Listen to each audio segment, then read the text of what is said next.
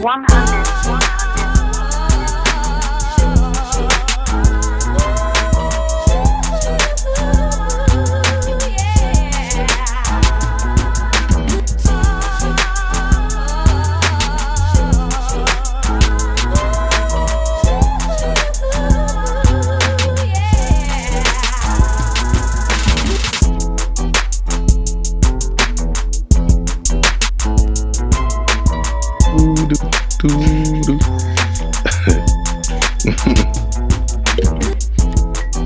So you mentally preparing by listening to the music? I do, man.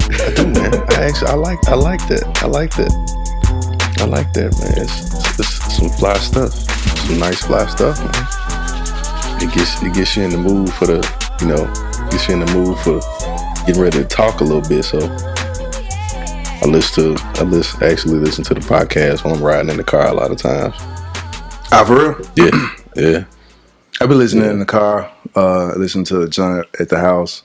A few other people ever since they got my iTunes. Hey man, I can hear you bumping on my way to work. I'm like, cool. Yeah, I appreciate that. For sure.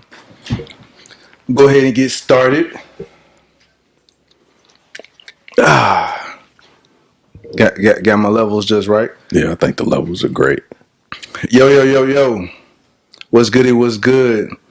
I am your host, Jason. J Will does it, and I got my guy, Sam, Ivan, henceforth. And here's another thing, face ass. Ivan the Great.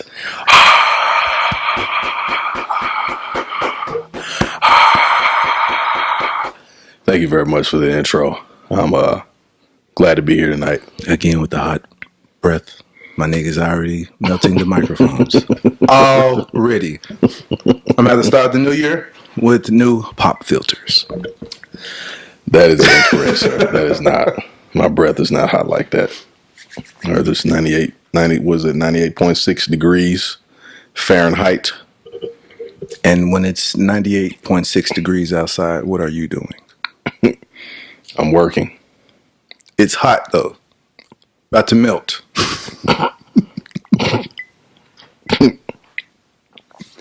I see this guy starting early tonight. Hey, got to. He must have had a good weekend. Well, no, I know the seriousness of the conversation last time, so I have to lighten it again. Okay. Just in case, you know. You have to lighten it. And, you know, I got to start back out. You know, you was about to punch me in the face last time. Man,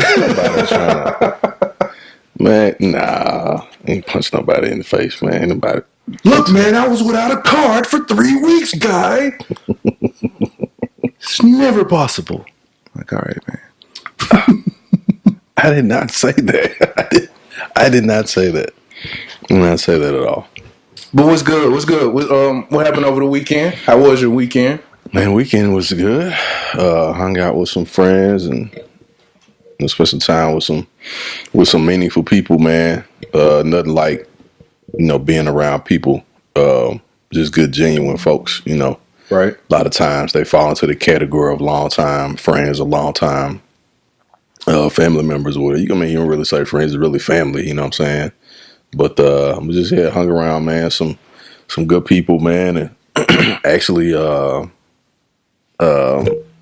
just hung out, man, and you know, talked a little bit, chopped it up. You know, conversation helps to work out a lot of issues when you're talking to people who you can trust, you know what I'm saying? So, you know what I mean? So it was good, man. It was good. You know, weather was kind of, but, you know, it's all good. Yeah, it rained 40 days and 40 nights. Yeah, it seemed like that because, dude, like, I'm out, I'm good with the rain, but I guess this is the winter, supposed to be winter, but we getting like spring rain. Dude. In the wintertime. All last week. Yeah. It was like 70 degrees. Yeah. Mm-hmm. 70. The last 2 weeks of December. Yep. Sure, I was putting up smoke signals looking for seeing who barbecuing. It was like the first week in spring. And believe it or not, it was folks out barbecuing Christmas Day. Right.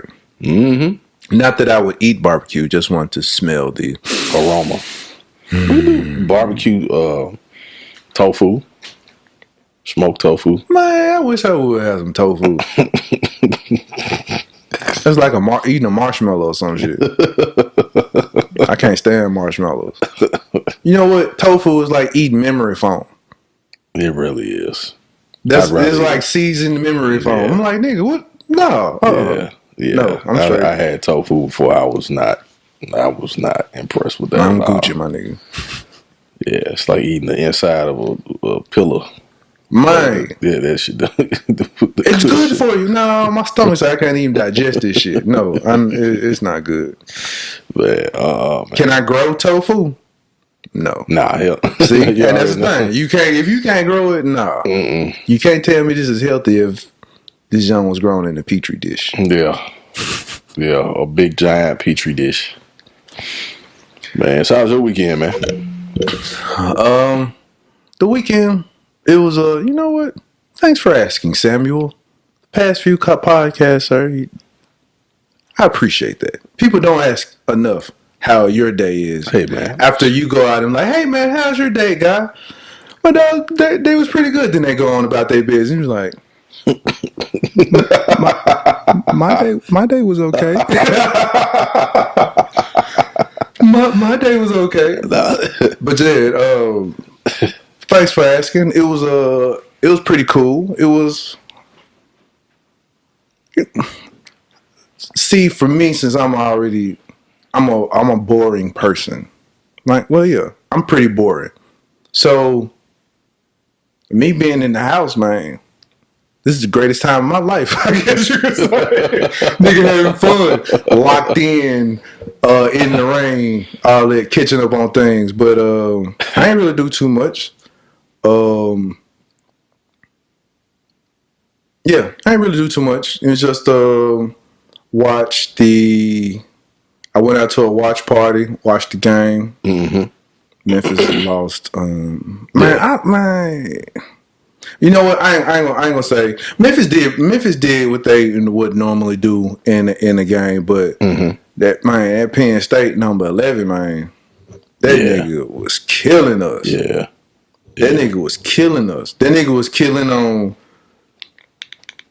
defense. I know that nigga like number 11 on defense and number 11 on offense. Both of them niggas killing us. I was like, dude, y'all can't stop this dude from running through the hole? Nah, they couldn't stop him. Nah. They couldn't stop the run defense at all. It was like, man. And then that last little turnover Brady did, I was like, dude, if you about to get sacked, don't throw the ball away. This nigga was getting sacked and he was turning, and then he tried to do a shuffle pass. Oh, Lord, I'm mercy. Yeah. And the player he was doing a shuffle pass to, or that was in the area, wasn't looking for it. Yeah. Penn State was like, thank you. Yep. He was trying to jump to the house. I'm like, dude. Yeah, he was trying to do too much, a little bit too much. It was over with after then. I was like, man. Yeah. But that was a great season, though, man. Yeah, it was a very great season. Great season, man. But I kind of knew that was going to be the outcome with the fall guy of, what's his name, Silverfield, I think. Okay, Silverfield. Yeah. I knew he was going to be the fall guy for losing the game. I was like, nigga, they really don't want you to be the coach anyway. You don't think so? No. It's kind of a tough act to follow. They did not. I put it like this: if they didn't already have him to be the interim coach when he left, they weren't really thinking about you, my nigga. Well, that should have been. Well, I mean, he was going to be the interim just because by default, but they didn't automatically give him the head coach title when dude left either. We're talking about when he the other coach took the new job. Yeah, Norvell. When Norvell left. It's not automatically that they just gave him the head coach title. Right. The nigga had to go on TV and pretty much grovel, it looked like. It was it's kind of interesting always when a new coach takes over, right, for just any kind of program, you know what I'm saying? And so it's always hard because you got a guy who's like super successful, and then he kind of, I won't say prematurely, but he got on down with like a game left in the season, and excuse me, to his new job, which is this is how things work. It was his call to make, but it's always interesting because the new person coming in is always stacked up in comparison to what the previous person did or achieved or accomplished. And even though he was a part of that tenure and a part of that organization from another, from another perspective, it's still very, very difficult to come in and take over a program and keep it up what's been going on. You know what I'm saying? And so it's going to be interesting to see the next couple seasons how it, plays out for him, if he's going to be around for a while or not. But that's always a tough job, I think, for anybody, especially when you have a team that now is recognized nationally, is ranked nationally, and all of that. You know what I'm saying? Do go and get a good job, a better position than he had before. And Memphis is now on the map as far as football's concerned. So that's gonna be a tough job for that guy, man. I mean, I don't know him personally, anything like that. I wish him all the best, but it's kind of a tough situation to take over. You know what I mean? Unless you're already like a guy that they, was basically kind of waiting in the shuffle. You know what I'm saying? Was he the offensive coordinator or something? I think he was the offensive coordinator. Yeah. Yeah. He might still. I mean, he creates the plays and stuff like that, so he might be all right. Might be. It just depends. If the players respect you or something. Yeah, like that. Yeah. Yeah. You know what I forgot to do while we started? Just randomly talking. So the listeners, by the time you listen to this probably be a whole new year. Yeah. So Happy New Year's. Happy New Year. Happy New Year. Holiday. So yeah. New year, new you, face ass. Yep. What's everybody's New Year's resolution? What's your New Year resolution? What you gonna be doing? Or is it gonna be the same bullshit? My New Year's resolution. I would normally don't do New Year's resolutions. Neither do I. But if I did do New Year's resolutions, I would say that I look forward to manifesting everything I've dreamed of this year. So I would say I look forward to good things in the new year. I said that last year, and I did notice that although I wasn't,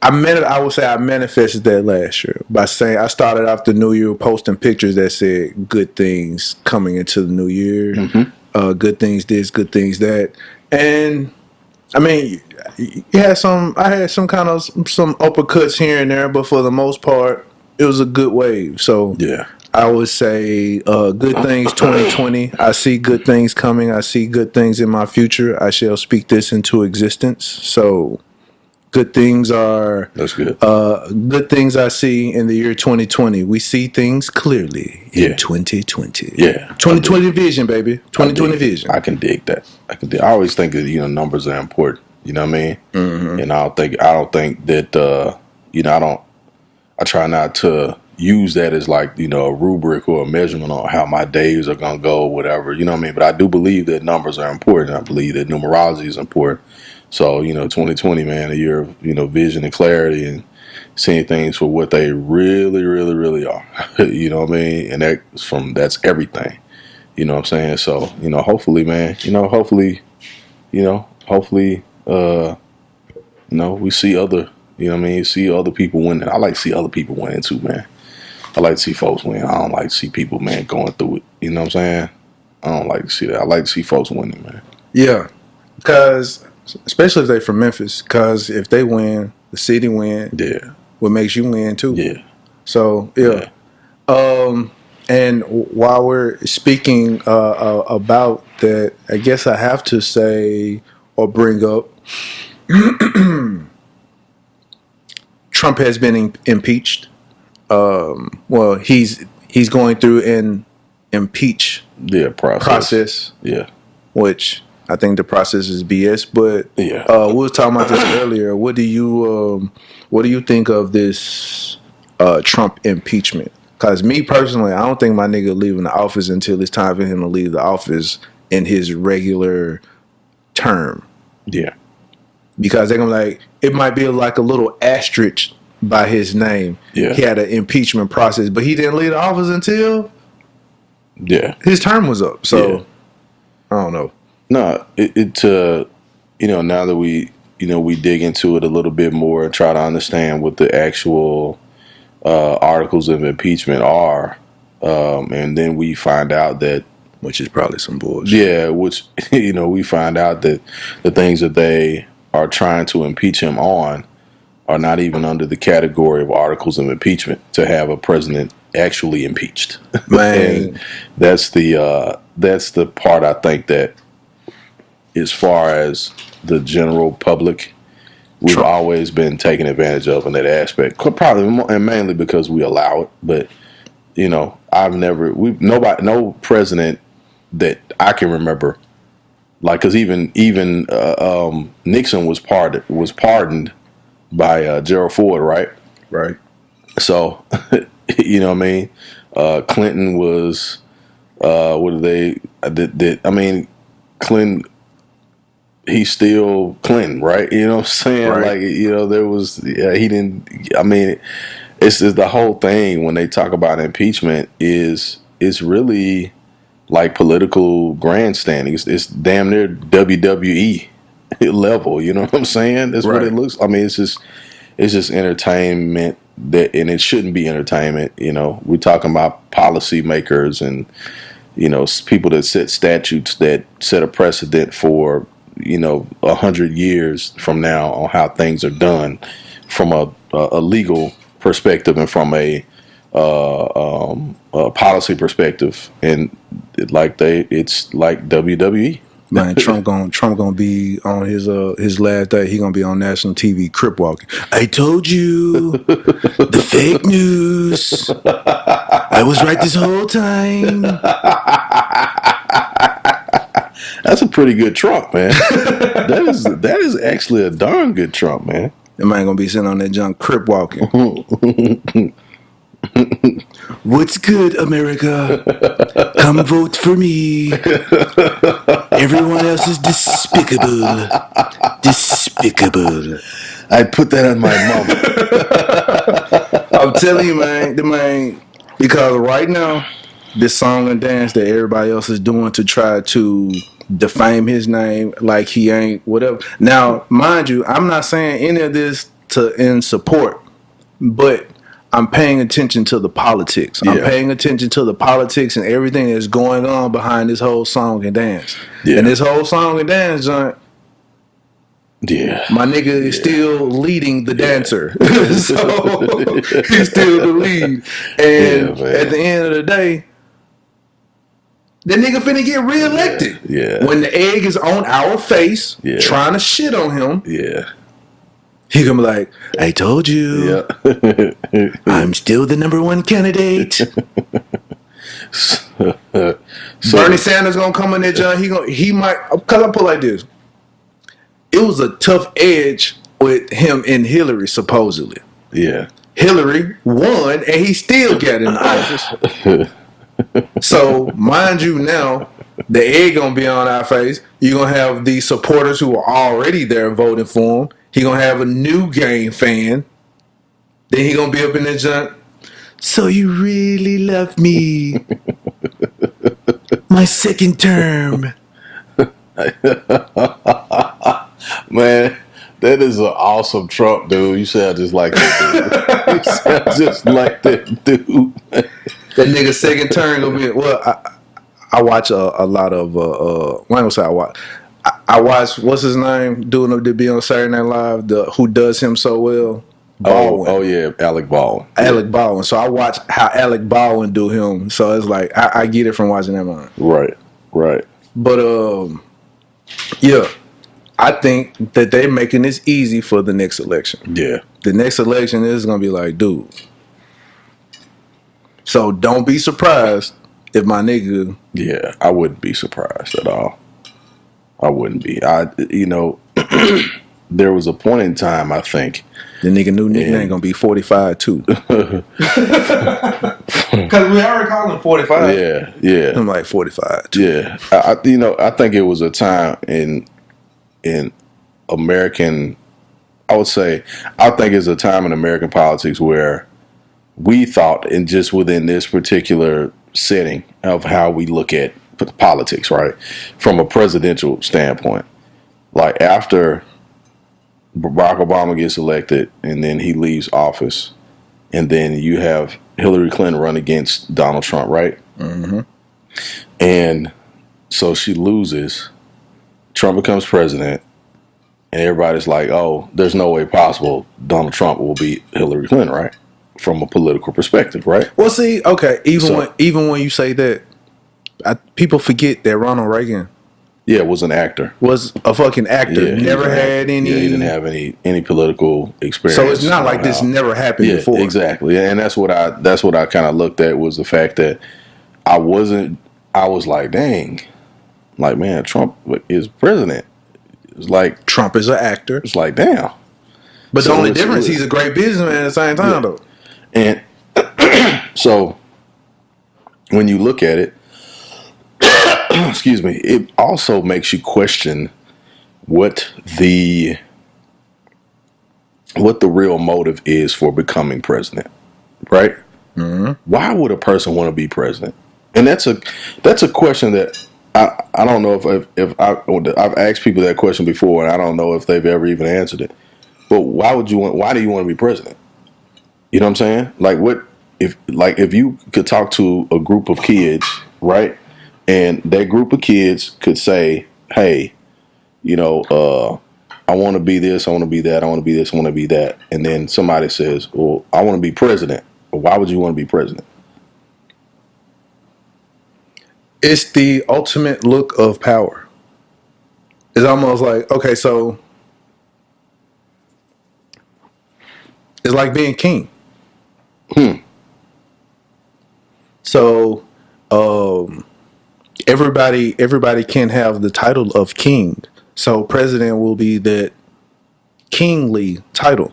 Right. Who don't want to be a king? I mean, Right. shit, we walking around here now calling our kids kings. Right. So, everybody want to have that ultimate sense of power, I would say. Right.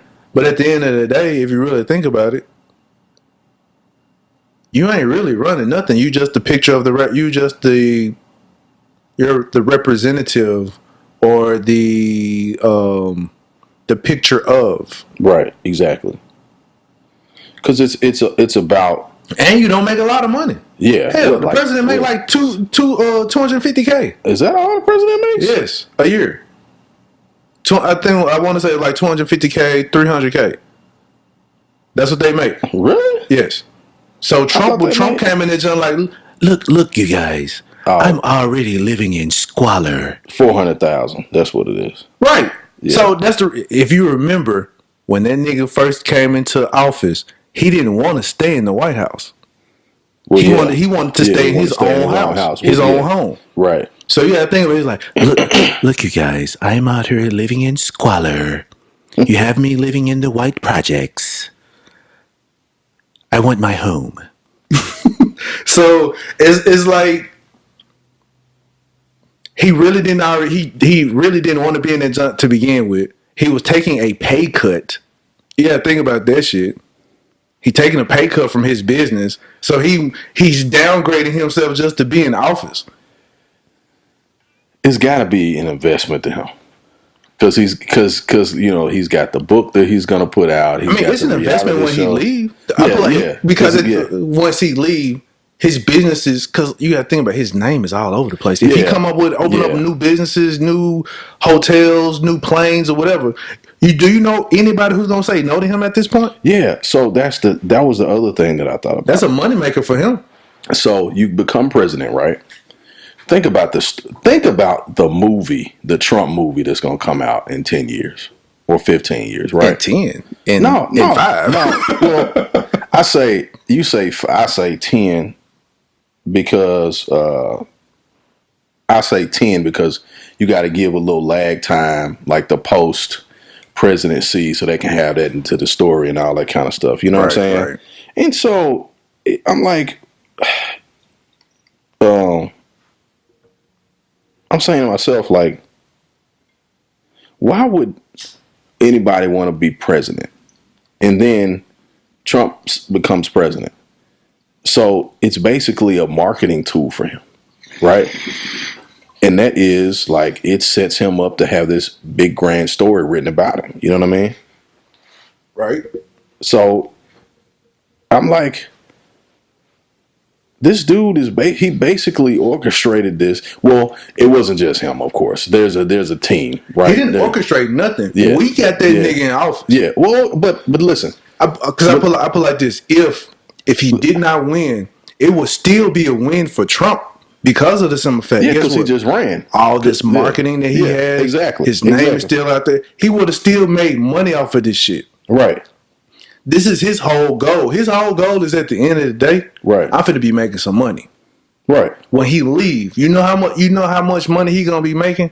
It's gonna be tenfold than what he was already making. Yeah, of course. Of course.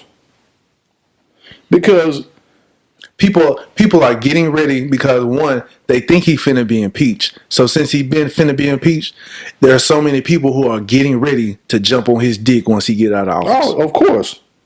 Of course. Of course. I mean, that's guaranteed. I think the thing is that monetizing, right? Mm-hmm.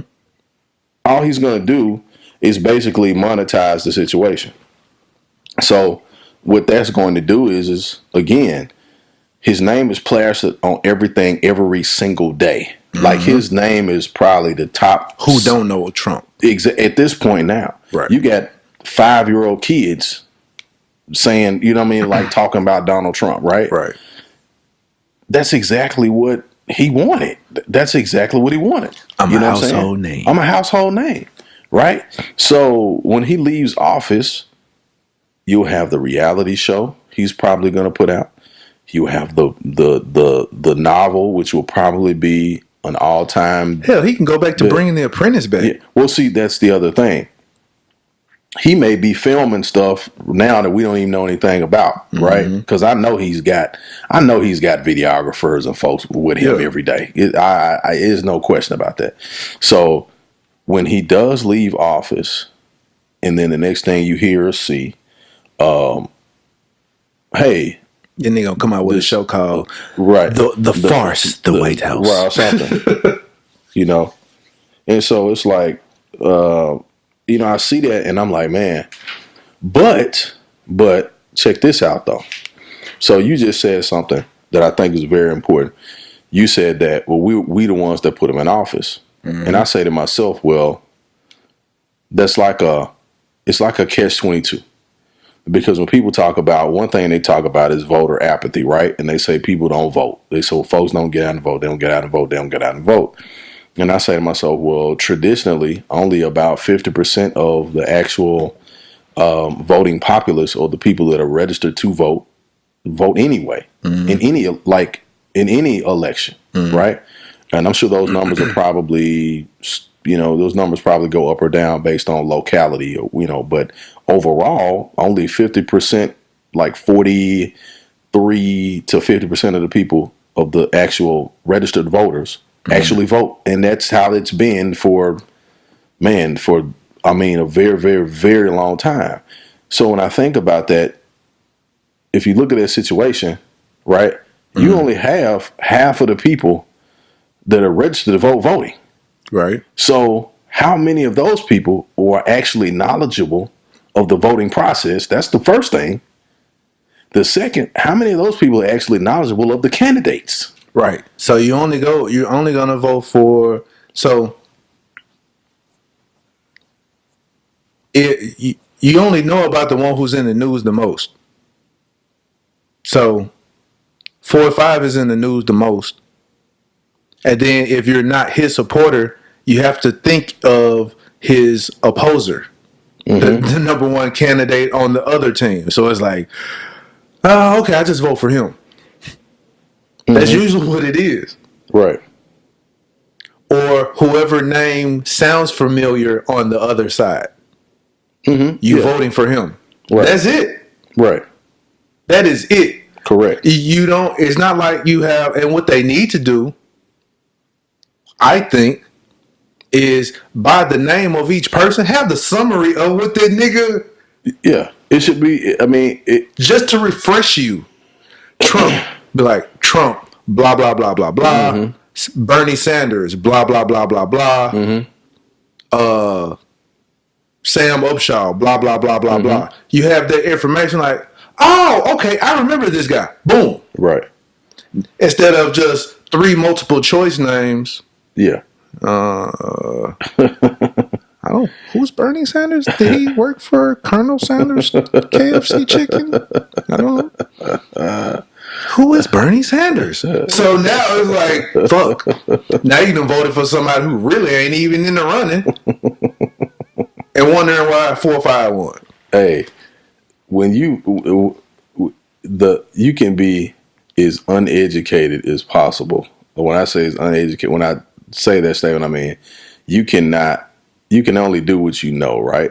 With what you've been exposed to. You know what I'm saying? Right. And so the interesting thing about it is that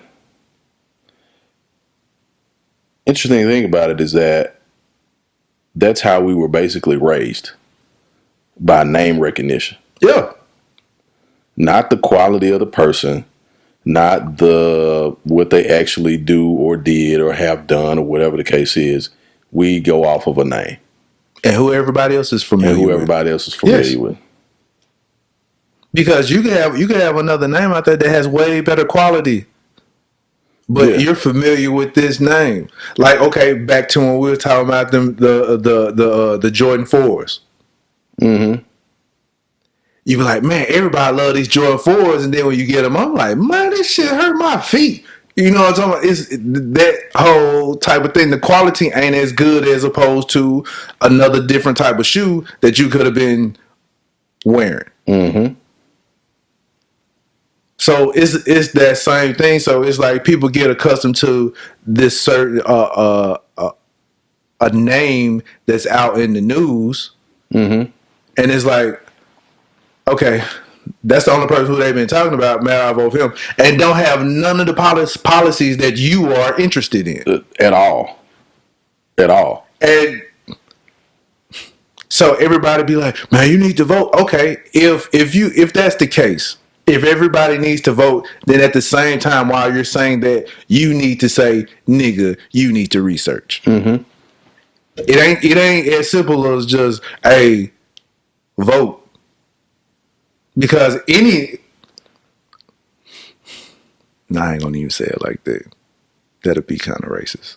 Yeah, don't say it like that. So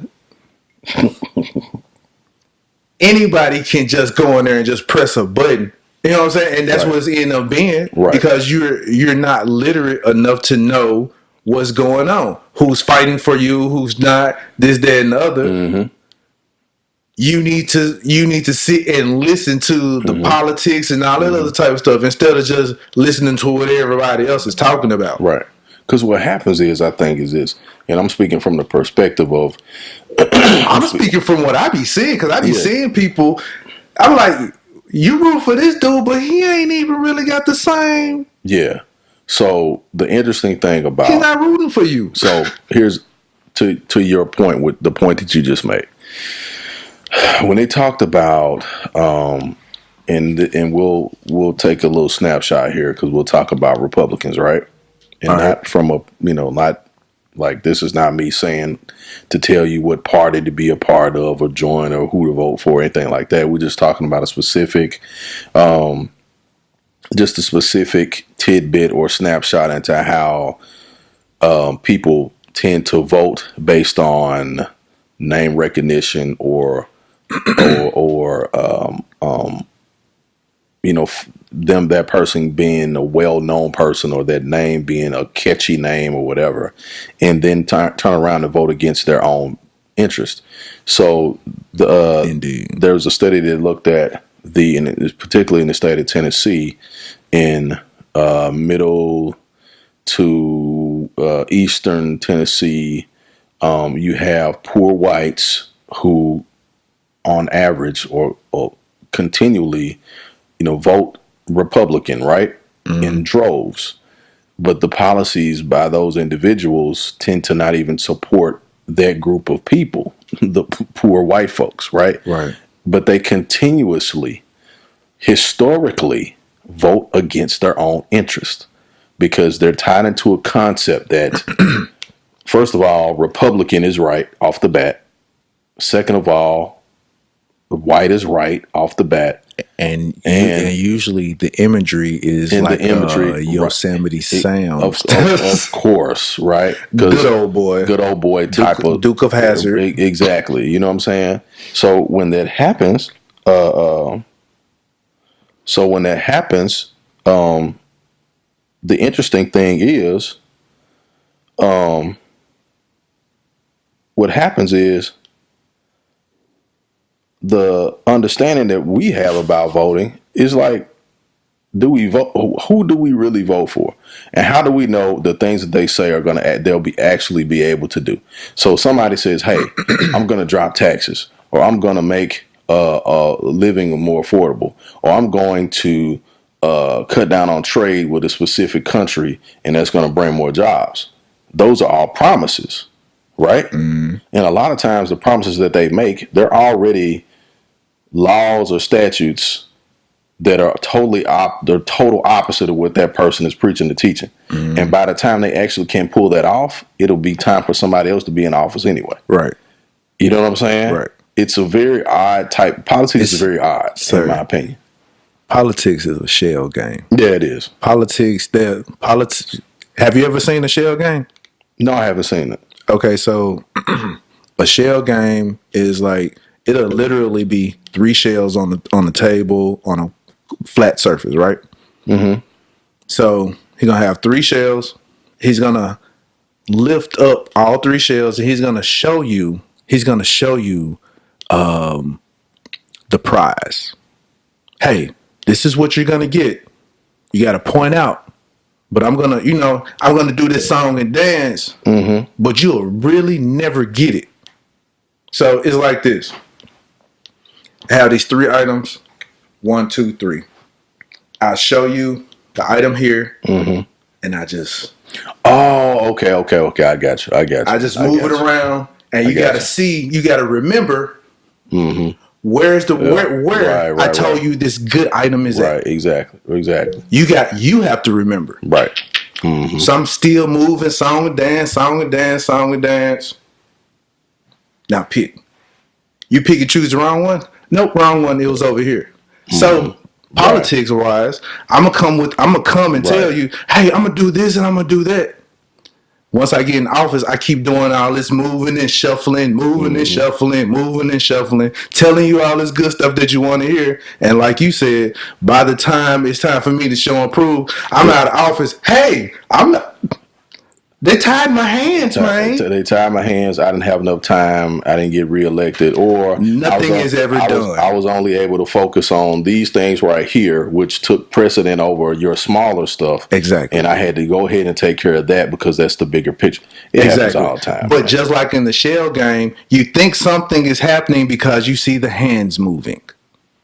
Yep. So in politics, because you see him standing in front of you, moving his hands and telling you some things that are good, whatever, you think he's doing something. That nigga not doing shit. Doing a thing. Shit. Not doing a thing. Shit. At all. That's why there are people that's out there that says your vote does not count or does not matter. That's why. Because yes, you can vote for the person who looks good, who's going to fight for you, but at the end of the day, it doesn't matter who is in office. Everything is going into play is what's going to happen regardless. It's It's just the person is changing. That's all. The face is changing. The That's all. representative is changing. Because they just trade spots. They just trade spots, Right. in my opinion. So it's like maybe all of this stuff that's happening, that's going on right now in the world, they maybe didn't want 44 involved to dirty up the image. Let's go get this orange face dude real quick. Yep. And fast track it because he's already outrageous. If we get him in office, we can go ahead and fast track everything because look at him, man. Yeah, because I look at, so we had Bush, right? Right. So everybody thought that Bush was probably, or I ain't gonna say everybody, but a lot of people thought that George Bush was one of the worst presidents ever. Right? Right. A lot of people thought that. Just for a myriad of reasons. What I found interesting was we went from Clinton to Bush to Obama to Trump, right? Right. They gave you a good little seesaw. Okay, thank you. That's all. I'm not even gonna say anything else. I gave you a good little That's seesaw. what it seemed like. It was a seesaw. I gave you a good little seesaw. Like, Yeah. Okay.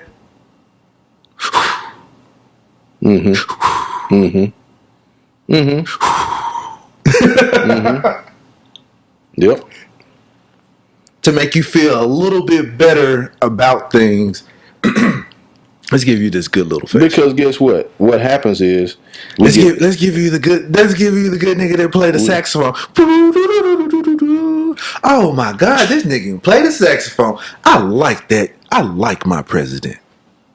Oh, here comes this president. Oh, my president is black. I like this president. Oh, this president here. You know what's interesting? You remember when they called Bill Clinton the first black president? Right. And then 2 presidents later, we had the actual first black president. Right. Which I thought was funny. Because he played the saxophone right on into Negroes' hearts, didn't he? But the nigga had to smoke weed to get in the That's what I'm saying. Bill Clinton smoked weed and played the saxophone. Oh man. You know, that was very interesting. That Bill Clinton was accepted more so than Barack Obama was, and Barack was the actual first black president. Ain't that something? There's just a little bit of reversal there for you. Bill Clinton was, oh, we love you, Bill. We love you, Bill. Play that saxophone, baby. Woo! Play that saxophone. Right. All in the black churches. You know what I'm saying? Who Bill Clinton? Bill Clinton. Hollering at sisters. Oh, of course. Right. Go hang out in Little Rock. You'll find out. Go hang out. Ask some folks in Little Rock there too. Right. Then we have Bush. Push the button. I'm gonna push. We gonna get them. We blowing everybody up. Getting shoes thrown at you. We killing everything. Moving. We blowing it all up. Navy SEALs went into territory. Last week, and killed 178 people. Captured, blah blah blah. Man, it's dead. They telling you people have been dead. The folks been dead for 2 years. Bush done killed them as soon as he got there first night. He killed everybody. Right. Then you get Obama. Oh, he ain't black enough. Huh? What? What kind of stuff? What? Right. So that stuff is always interesting because what I looked at is when it comes to, and we don't of course have to stay on this, but when it comes to what I look at when I see, it's just my personal opinion, and you know, I'm not judging anybody. I'm not trying to be sexist or whatever. We're talking about America right now. This is not my rule, not what I started, not what I instituted. We're talking about America. America would rather have seen a white boy with no experience politically at all than a white woman become president. Much rather would see a lunatic, somebody who was completely stupid, if you could attach those words to that situation. They would much rather see him be president than her. See how this really works? You see what I'm saying? But would you really want to see her as in the office? That's not my concern. Like personally, that what I'm saying. But follow what I'm saying. When we're talking about, I put like this. I think it was like real talk to them. It was the lesser of two evils. I still believe she would have been worse. We just don't know if any of the dirt that would have come out. well, dirt did come out. It's minuscule is what I mean. I'll put it like this. Okay, so that dirt, the reason why we don't hear anything else of, she's not in office. That's what I'm saying. That's what I'm saying. Yeah. The lesser. No, I'm with you. I hear you. I totally hear you. I'm saying for optics. Because people are saying that we live in a, okay, so think about it now. Even for optics. Yeah, but what I'm saying, we're talking about this big popularity contest. Okay, so right now there's like women's movement, right? That's what I'm saying. So if she didn't even get it then, that lets you know it would have taken them back. So you're going exactly where I was going. In the moment, in the time that we are now, right? This is Women's Lib 2.0, I would say, right? Wow. Okay, yeah. So now you had a woman who was probably one of the most powerful women in the world running for president, right? That has already been in office and in the White House, right? Okay. Who could not get the job done? She must got some scandalous stuff. But see, that's what I'm saying. That's exactly what I'm saying. Like, hey, there to me, if that was the time that a woman president was going to be elected, for the electoral votes to kick in, like, all right, nah, bitch, but I'm saying, go with this dude here. But I'm saying that's America telling you exactly what America is all about. That's not, the onus is not completely on, because this is where it gets twisted. Whenever we start talking about the person that we don't want in office, we start talking about the voting block, right? Oh, y'all voted wrong and y'all didn't vote and y'all did. No. Those are not the only especially when it comes to the presidential candidacy. You still have to go through the electoral college, right? Okay, but you can get we've seen that before. You can get the popular vote, Doc. You can win the popular vote by a landslide. I understand. If the electoral college don't vote you in, you're not going to become the president. But that's the thing. So just like the electoral college do the voting and don't even leave the popular people involved.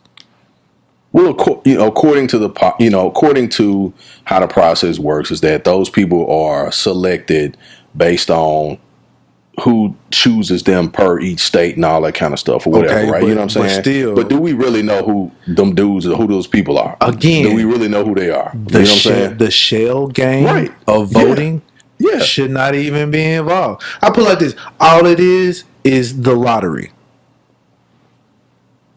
Lottery. Explain. You know how... So the lottery, everybody gets involved by going ahead and going and buying all these several tickets. There's only one winner. Correct. Yeah. Just like going in to vote. Same thing. Yeah. But your popular vote doesn't matter because of the electoral college. Yeah. It still comes, if it just so happens that the popular vote follows the electoral college, cool. But the electoral college was going to vote for this nigga anyway. Regardless of your popular vote. Leave the song and dance of us as if that part matters. It don't. Right. It's only the electoral college. That's what I mean. Leave us out of it. Leave us out of it. There's a, and this was kind of explained to me a while back. It's like statistics, pretty much. It's like to see if the popular vote is going to follow the electorate to see if we see eye to eye, pretty much. Exactly. See if those ideals match. Because how it was kind of explained to me by an older person a few years ago was that, look, you have what you have this high level of officials that make this selection, right? That make up the electoral college, and then the support wrapped around them. And then you have your House and you have your Senate. These people really don't think that the general population of the country is knowledgeable enough to choose a president. They really don't. And Or smart enough. Or smart enough. Right. Or intelligent enough to Right. choose a president, right?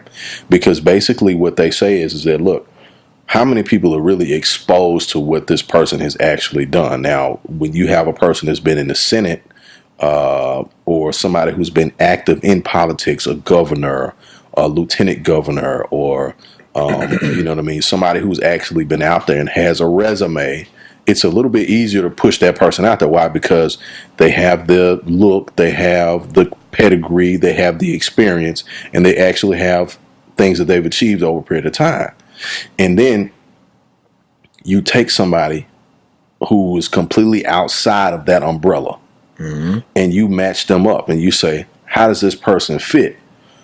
And then you have a group that gets behind them, whether they're independent, Democrat, Republican, Green Party, Log Cabin Party, whatever the case is.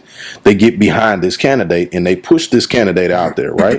Because they feel like this candidate has the best chance of competing for this particular position. Think about all of the people that are filtered through the primaries, right? That compete against each other for the top spot to represent this particular group. So stay with me. Now you have the voting populace, right? Us, right? Okay. So we're looking at all these different debates and who can sell the most snake oil, basically. You know what I'm saying? Who can sell the snake oil the best is pretty much what we get, right? And he wasn't even selling snake oil. Yeah. Yeah. He was just talking shit. Just exact. But hold up, though. What group of people or voting bloc in this country enjoys hearing people talk shit? Like, to the degree of, like, that's what they thrive on. You just have to think about that for a minute. Yeah. You see what I'm saying? Yeah. It's an audience for everything. We all like the nigga who talk shit. But, okay. I rest my case. We all do. I rest my case. Even if it's bullshit. Even if it's bullshit. Because guess what? That's what we're used to. That's why we love Hollywood so much. We know it's bullshit, but we're going to watch it because it's entertaining. Right. It's entertaining. Right. We'll watch a gangster movie with people who act in that gangster movie who ain't never done gangster shit a day in their life. But it's entertaining to us. So we're going to go out and support it. You understand what I'm saying? And in this day and age right now, it's about marketing.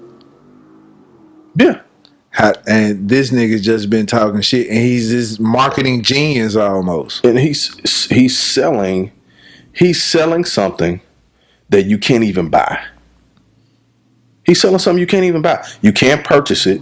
Right. You won't get anything from it. So all you're doing is watching. That's why within this news cycle, this 24/7 news cycle, his name is mentioned at every least day 5 times for something. Yeah. Like it could be Trump says that, you know, man, like, hey, it's blue water on the ocean. I mean, it's blue ocean water on the moon. Right.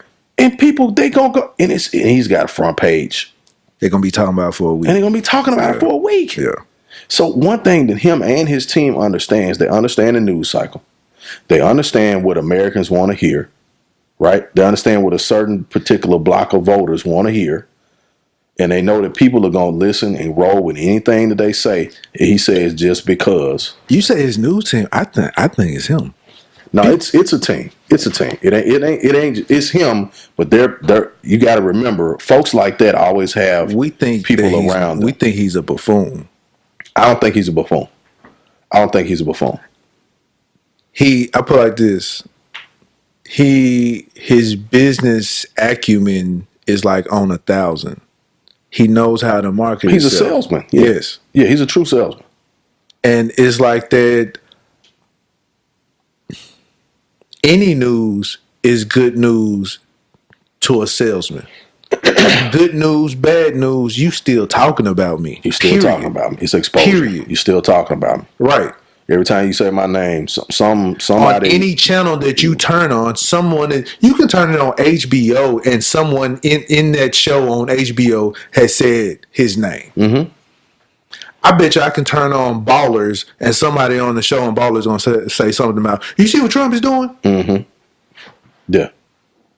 Period. Long as you talking, hey, I'm He doing is what I need. somewhere Yeah. in the story at some point. At some point. Mm-hmm.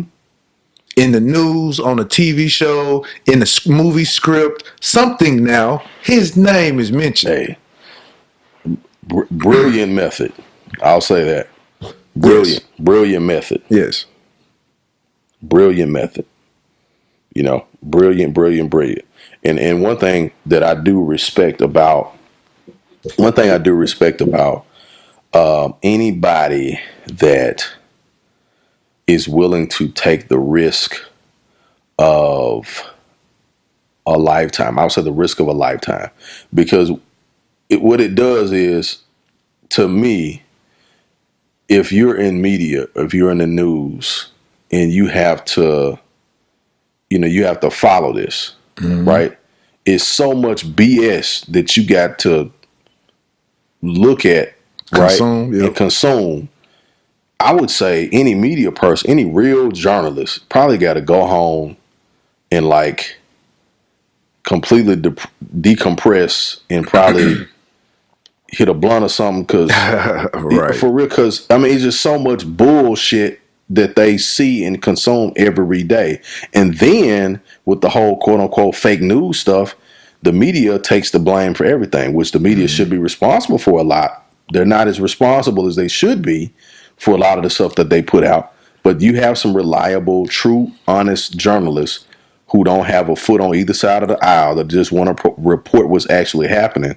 And they're looking at, okay, I went to school, and I went to journalism school, and I got this degree, and I worked in this place, to come up and talk about somebody saying they gonna play hopscotch on somebody's face or something. You know what I'm saying? Just some crazy stuff. You know what I'm saying? Now I'm gonna ask you something. Why you say that? What news do you watch right now in your home? I actually don't really watch news. I read more news than I watch. So, like I read Newsweek, Wall Street Journal, Business Week, So stuff like that. the Yeah. morning news though, like when you Morning news, check for I the weather or listen. something. I usually listen to like the radio, like WHBQ, something like that. I usually check that news like on the radio in the car, but So I it's usually nothing on don't. TV. Yeah, I usually don't watch news on TV. Because I was gonna say, I know I was noticing on like Channel 13. They're like, like when you be on the internet and you used to see, this used to be back in the day.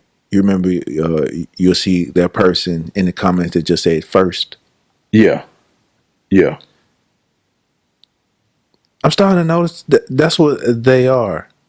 They don't really have the news. They're just first. yeah, yeah, yeah. First on the scene, And don't first have no reporting. information. Yeah, have no information. Yeah, So, yeah, like I was, and this has have been on several occasions, but I was noticing this again. But what's his name? Jeremy Pierre, or whatever his name was. My nigga was on the scene at like 4:00 in the morning. He was like, "There's a big police presence out here," and it was like 25 police cars all on the scene. It was this car riddled with bullets all on the side of the road. No body. It was just a door open. All of this. It's like, I'm here on the scene. It's a big police presence. Haven't gotten any information yet, but I'll have it soon when you come back. We'll be right back. And then it's like 5:00 in the morning. They're talking about it's breaking news. Now, this breaking news, you can't wait to you on the edge of your seat waiting for them to tell you this information. He Yeah. still come back. He was like, "We only know that this is on the side of the road. We think it was a police chase." This is what they think. We still haven't gotten any confirmation from the police yet. I'll have more information in the next few moments. You keep doing this all up. They're on the news from 5 all the way up until 9:00. That's what I say about 9. 9:00, he finally has the whole story. Nigga, you should just come at 9:00, dog. But they were first on the scene. That's what's more important. Is first more important or reporting the correct news? It should be accuracy is what's most important. Accurate news. Yeah. So you out here. Just reporting, just anything. Just hey, the sky is blue. I'm not sure if it looks like it might be a raindrop, but come back. I'll let you know if it changes. Man, you know how crazy that sounds. That's what it is. That's what they sound like. It's like, we have limited information, but there's a tree grew out of the ground on Parkway and split into 8 different pieces, and all those pieces have diamonds coming on them and coming out of them. And we're sitting here with Jolene Harris, who tell us a little bit about yourself. They don't even know. Like, she's like, well, I was on my way to work, you know what I'm saying? And then this tree just bust open, man, and diamonds started coming out there junk. You know what I'm saying? And they're like, thanks for that information. But see, that's what I'm saying. It's like they don't even. Man, okay, so. Nah, I ain't gonna say I agree. But can you understand the whole Fox News fake news thing, though? Can I understand it? Give me some context behind what you're saying. Okay. You're not reporting accurate news. Okay. Which they ain't the only ones, but yeah. But they specialize. But it's Fox channels. So, okay. Yeah. I watched Fox 13 all the time. Mm-hmm. But then I started thinking about it. I was like, hold on. I'm like, Fox News, they be with the bullshit. I'm like, but they keep your pressure up. They don't really report on anything. Yeah. They just keep your pressure up. Keep you on edge. Keep you on edge and really haven't reported any news. Keep you on edge.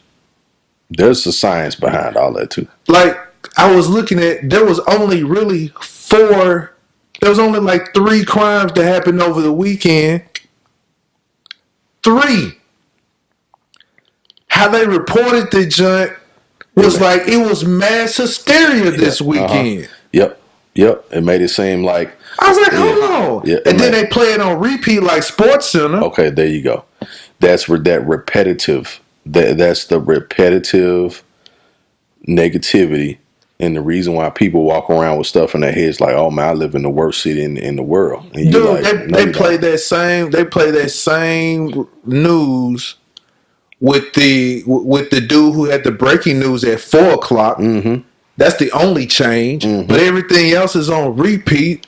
And it's like, hold on, man. Yeah. It's only 3 crimes that happened in Memphis. Everything else is outside of Memphis. Mm-hmm.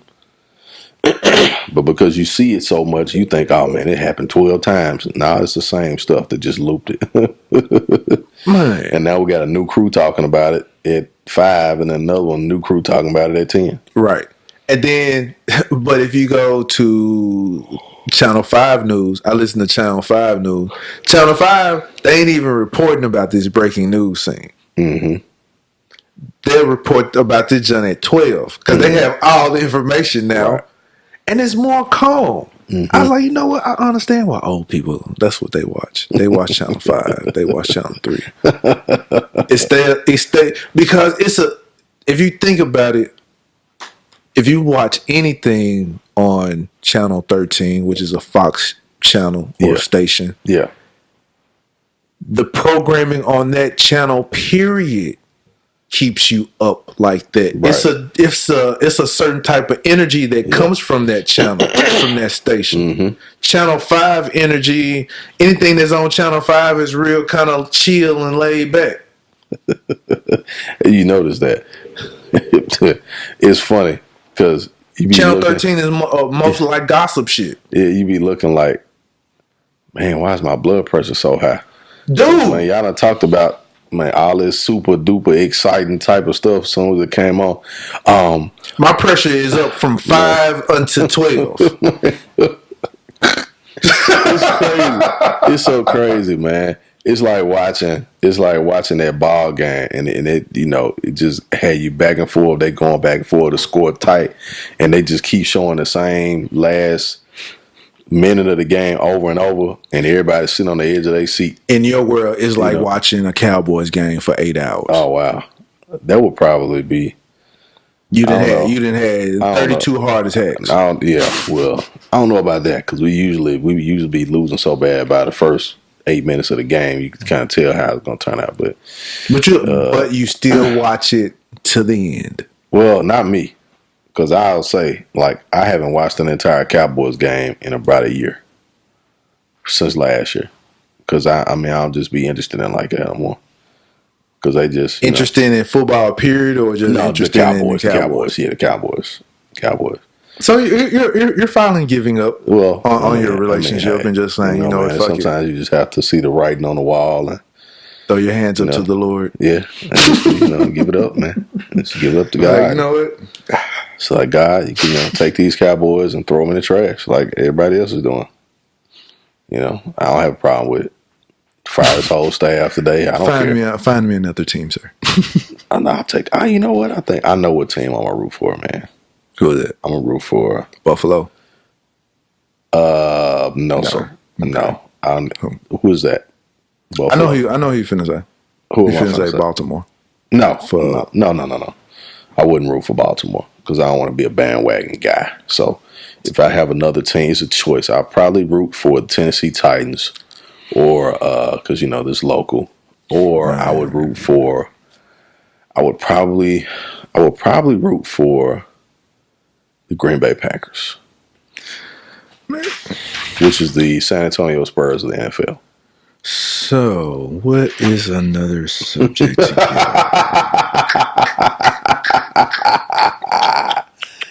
Definitely not root for the Bills. I wouldn't want to keep showing up to the Super Bowl and not win.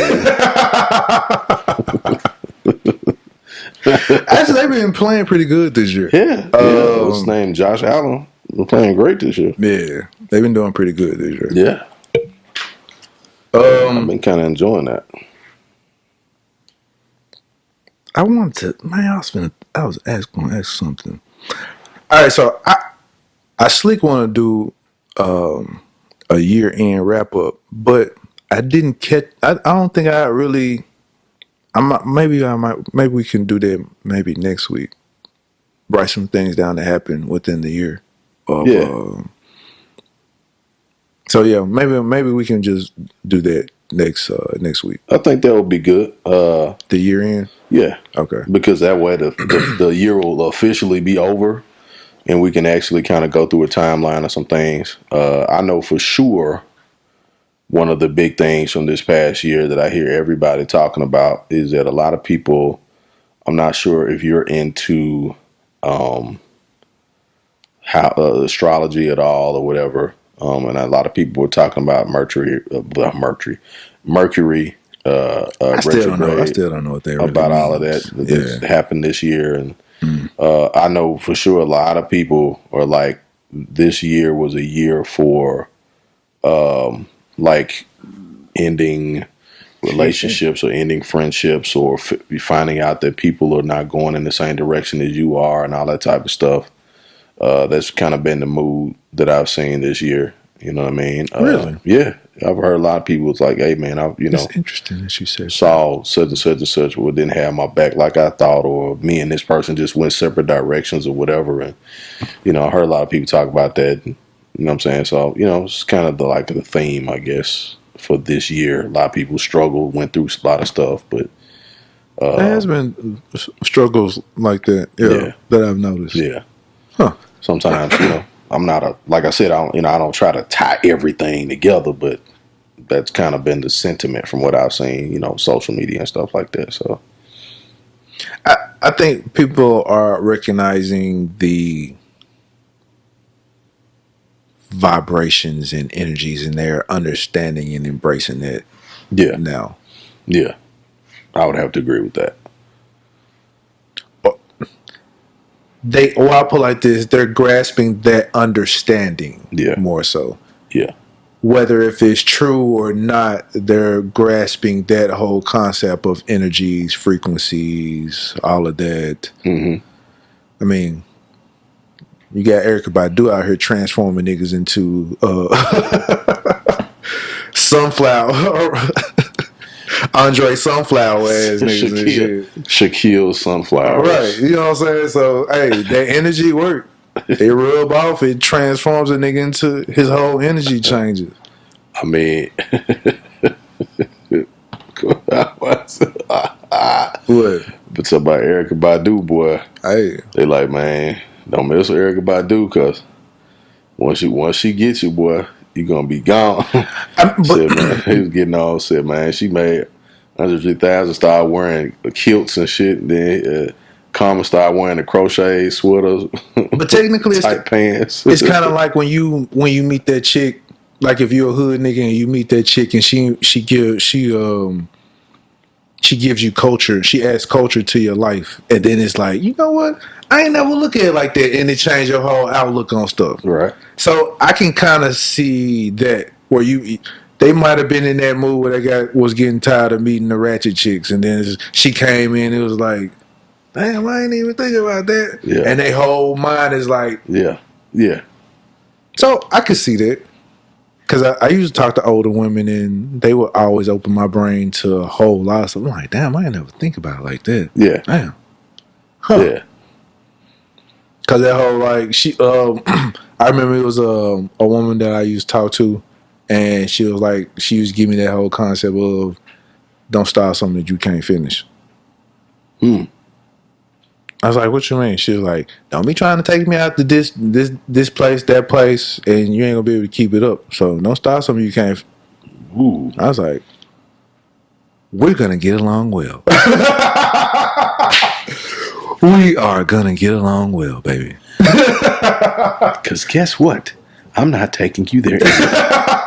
But it wasn't just like that. But just people me the game. Period. Just a lot of stuff. Just how women think. Just a whole lot of other type of stuff. It was like, man, bet. And this is like, I'm like maybe 18, 19 getting game. Oh yeah. That's a perfect time. Then I think it was another time. It was like I was 21 and I came across somebody that was like 38 at the time, giving me game. I was like, bet. Soak it all up like a sponge, brother. Same thing happened to me. That's when I was in PV, sir. Yeah.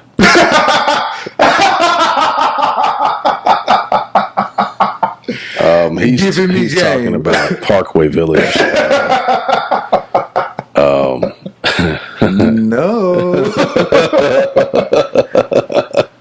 Sweet Valley High. Sweet. How Plies would say, sweet. Never mind. No, don't do it. Don't do it. We're trying to stay on the air, ladies and gentlemen. No, 2019 was a very interesting year, but I think 2020 is going to be interesting more so from a perspective of what we've already worked through and worked towards, and seeing the actual results of that work. So I'm gonna say something kind of spooky. It might not sound spooky to listeners, but might sound spooky to me and Sam. But why you say that? I want to say, do you think it will be a revelation? So what do you say that? You said I think it will be a revelation. What you mean? A revelation. Year 2020 will be a revelation. What do you mean? Oh, you gotta give me some context. Like a revelation, like of something revealing of some things, or like just seeing things clear, or a revelation. Yeah, I think so. I don't think 2020 is an accident. I don't think the terminology behind 2020, as far as vision being clear, highest level of clear vision, I don't think that's an accident. You know, I think this year will be a revelatory year from the perspective of what we've seen all over is, you're gonna see stuff a whole lot clearer. Do you think do you think it's a coincidence that that's the book of the Bible, Revelation? Do I think it's a coincidence with Like what? the naming of that, the revealing of, Oh, like 2020 is a revealing year. right, See things clearly. right. I don't know. Revelations is such a Revelations is such a Sensitive. that, and it's also a very confusing book, right? It's a very confusing book. It's a lot of We're looking for.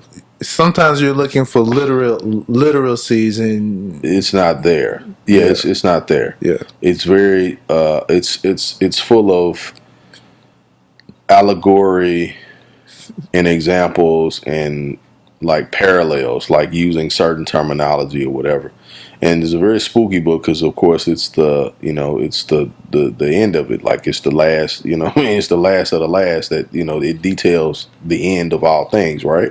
Cause like I say, it's like it's a whole book of figuratively speaking. Like just because, Hmm. like okay, the reason why I say that because like the whole thing of the roaring lion seeking to devour thing in Revelation or whatever. Hmm. Oh, the devil being a Well, roaring lion, is that what it is? right, but that could be figuratively speaking of anything. Yeah, I think it most of the time it is.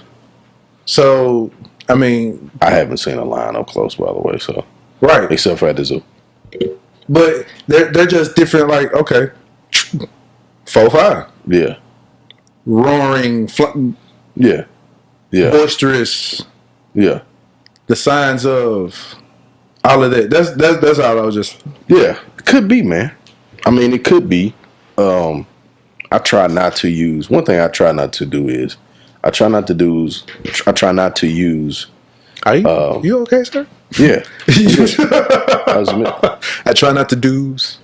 Okay, let's start all over. I try not to use scripture to fit my personal thought process behind stuff happening. Right. This is true. What I try to do is take scripture, which we all should be doing. Whatever scripture that you read or you get into, you should be taking that scripture and trying to pull understanding out of it to apply it to your personal life. Right. You know what I mean? And that's what the Bible is supposed to be about. That's what the Quran is supposed to be about. That's what the Torah is supposed to be about. It's about principle. In any other books, you know what I mean? No disrespect to anybody's belief. Those are supposed to be principles to live by, to gain us a closer walk with the Creator, right?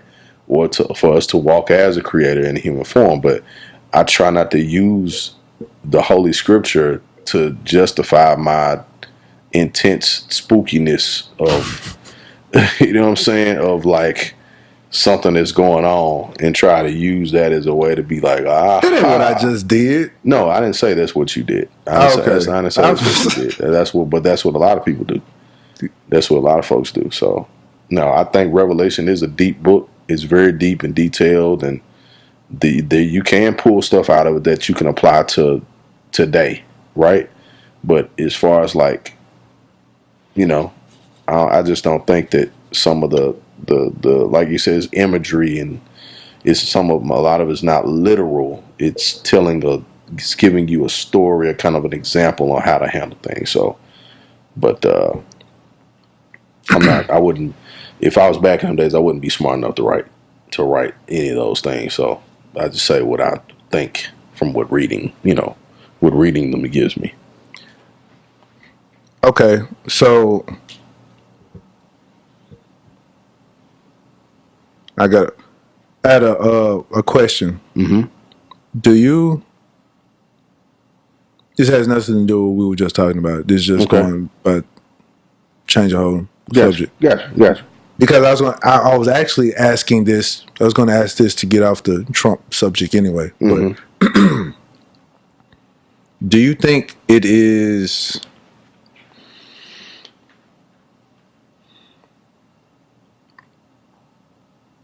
Do you think black people have too many rules to be black?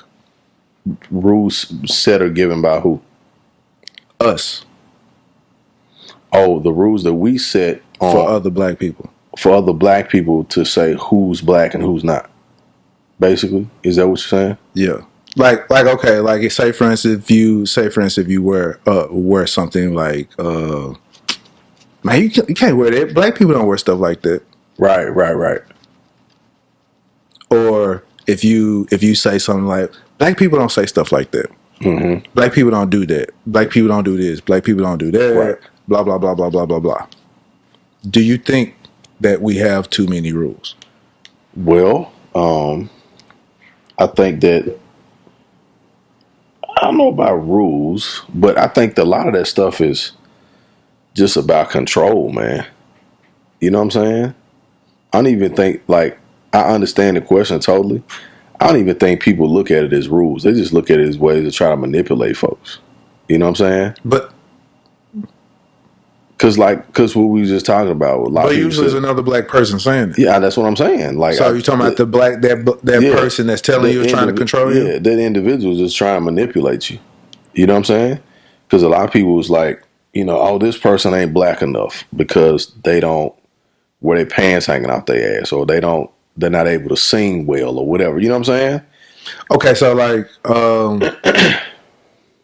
I say perfect example. Like I remember where, like if you would wear thong sandals, like if a black man wore thong sandals, like man, what you wearing thong sandals? Well, that's gay, Right. or that whole type of thing. Black dudes wear flip flops, Right.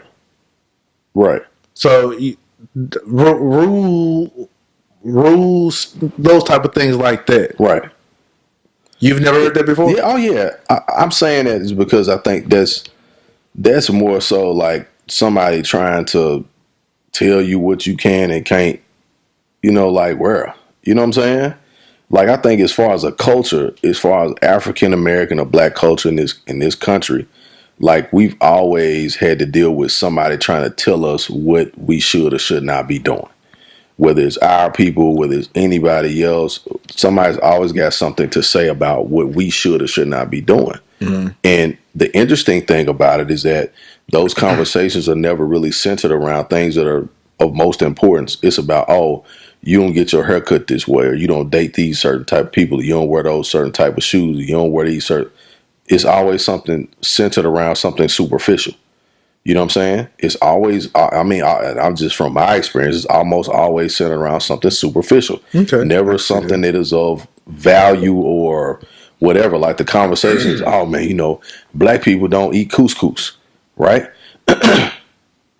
Well, there's a reason why black people may not eat couscous, right? Well, we probably weren't introduced to it or exposed to couscous or quinoa. You know what I'm saying? Like black folks don't eat what you call it, seaweed. Like, who do you know of a black person growing up that was exposed to seaweed, right? But why are we so quick to shit on? Why are we so quick to shit on the unknown of things like that? I'll put it like this: as soon as a nigga, like I put in my vegan journey, right? I could be like, man, I'm eating this quinoa, blah blah blah. Quinoa? Why are you? Like, dude, have you tried it? Yeah. I don't know, but it sounds nasty. Well, damn, nigga, shit. So remember, from a mental standpoint, people fear the unknown. They fear what they don't know. So a lot of the things in manipulation is based out of fear, or control is based out of fear, because a person would much rather control you than be your opposition, because they know you take them out in whatever capacity, right? Mm-hmm. So when people talk about that kind of stuff, you had that type of response when you explain to them the way that you choose to live your lifestyle and the way that you eat.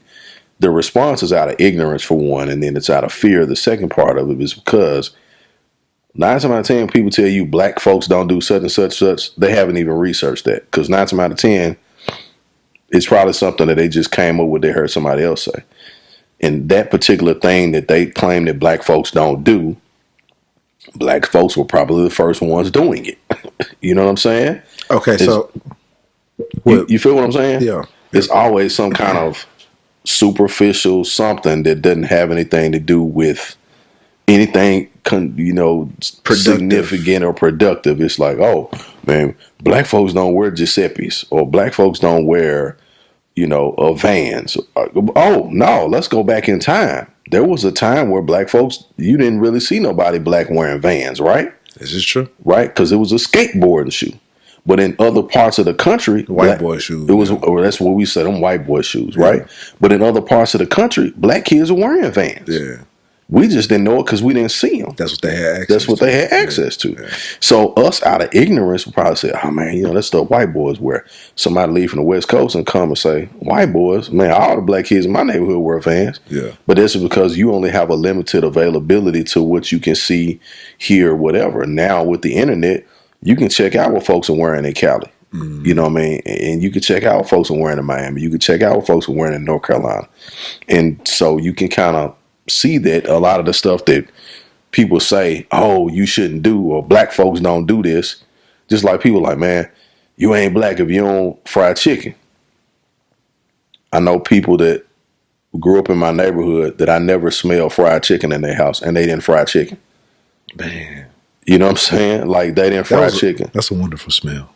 It's a great smell. Sir, you're not relapsing, are you? Somebody call an ambulance.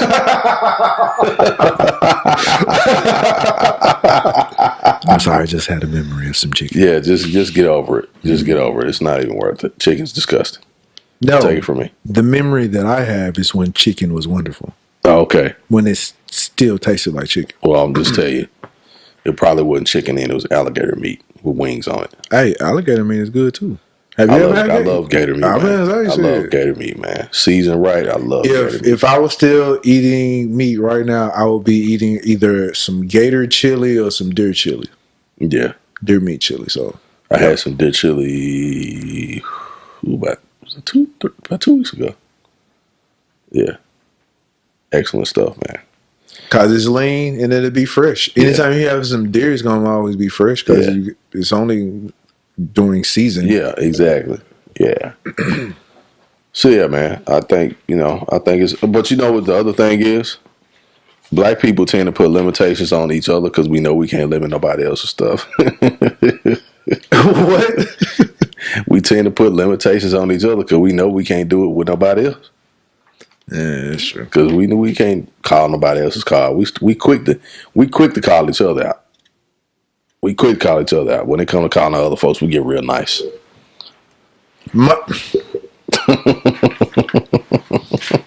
Oh man, we get real nice. This is A white person can do the exact same thing a black person do to us. I'm like, we cuss each other out and it's nigga this and nigga that. You got me messed up. I'll bust your head and you better have my money and blah blah blah. And the white boy do it to you. Oh, it's no problem. I can wait till you get it.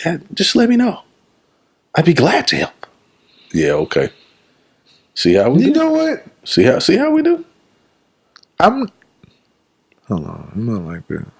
No, you get dudes who will ride past you in Hickory Hill right now, pull a pistol out and rob you.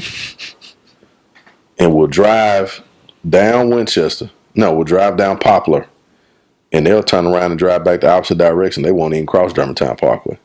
Because they know what it is. Same thing going into Bartlett. They'll drive up to 64 and turn around and go back to wherever they came from because they know that they ain't going. You see how it works? Now, I know I shouldn't say it like this, but I never understood this.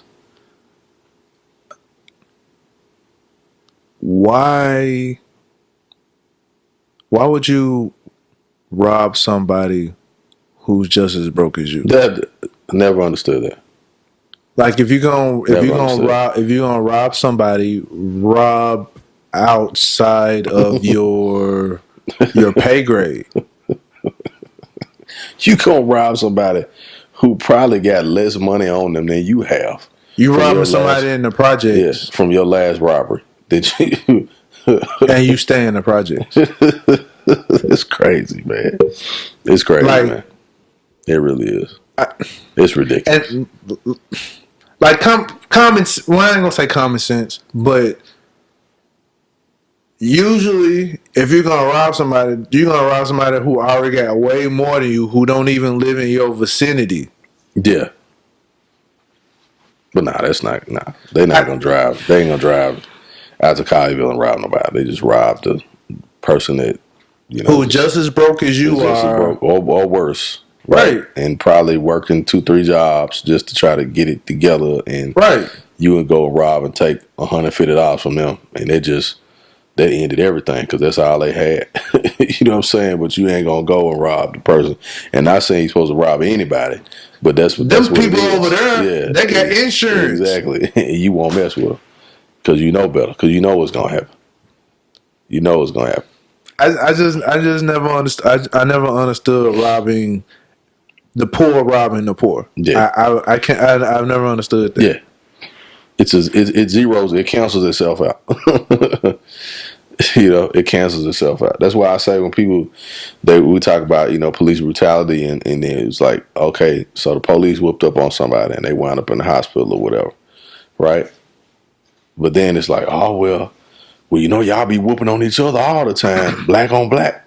Like, well, for one, we know that most of the time we kind of know how the situation is going to turn out when we commit crimes against each other and with each other. We kind of know how it's going to turn out because either somebody's going to snitch or somebody does snitch and we go to jail for a long time. Like, we don't get a second chance. Right. You know what I'm saying? We're not getting no second chance with that. But my thing is, all right, so I don't know, man. Like, okay, we be so, man, I'm so South Memphis. Mm-hmm. I'm Westwood. I'm Whitehaven. Blah blah blah. You so hard for your neighborhood Mm-hmm. or whatever, but man, support that joint. Yeah. Yeah. Like, support that joint where,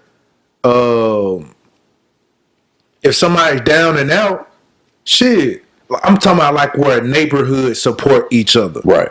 Real community involvement. If you live in your neighborhood and you die, support your neighborhood. You got your neighborhood tattooed on your back. Mm-hmm. If somebody in your neighborhood is struggling, man, right, you supposed to be able to go find out. Hey, let's go get so and so for Miss Jones. Right. She ain't got this, that, and other. Right. We got it. So a nigga won't go be robbing Mr. Yeah. You know what I'm saying? Yeah. I'm with you. Like, I don't get it. I understand a lot of the circumstances behind it. I still don't get it though. Like, I'm like, hey man, like, why take from your own when your own is gonna be the one that's probably gonna have to save you one day? Because the first thing you're gonna say is something happened to you and there's some altercation between a cop or something like that. The first thing gonna come out your mouth is Black Lives Matter or me and my people matter. This is South Memphis and y'all better hold me down. Blah blah blah. Right. But my thing is that, like, you should be holding your community down all the time. Right.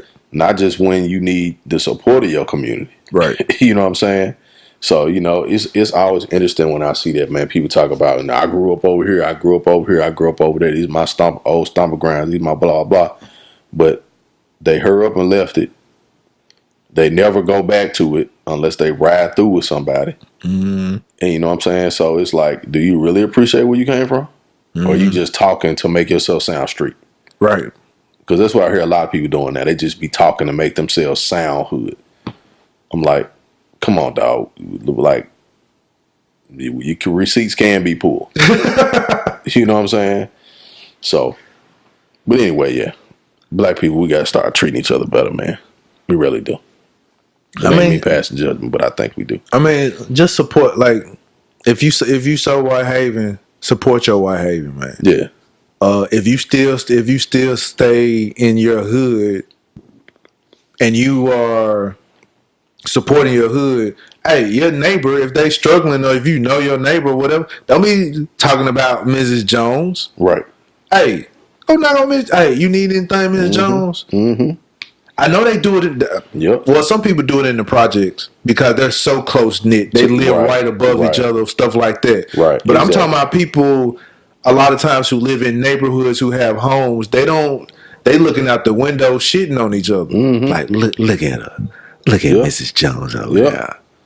See, man. Like, man, support them, man. You know, Know that they got somebody that they can pick up the phone like, hey, they just cut my lights off. Can I come over here or right. whatever?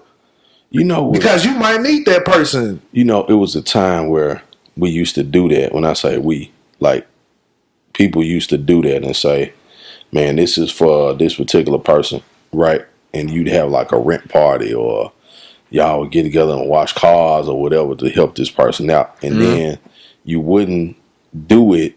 You wouldn't do it to show it off. You would do it just to help this person. You know what I'm saying? Right. And so it's like now we doing stuff just so somebody can see us doing it. You know what I mean? Right. And it's not genuine. You know what I mean? It's not genuine. We just doing it because, hey, you know, I'm gonna put this on the gram, I'm gonna put this on Facebook, man. Me showing me helping these homeless folks. That's crazy, man. Man, this fucking crazy, man. That ain't nobody genuine no more. Yeah. It's like I had a conversation earlier today. It's like you know what? I know what it was. I was watching the Kevin Hart documentary last night, right? And they came up to the episode about his friend that betrayed him, tried to extort him for $10 million. Oh yeah. So they came to that point, and one of them said, ever since Dave John, he was like, ain't no more new friends. This is our circle. Ain't nobody coming into this joint. Right. Nothing.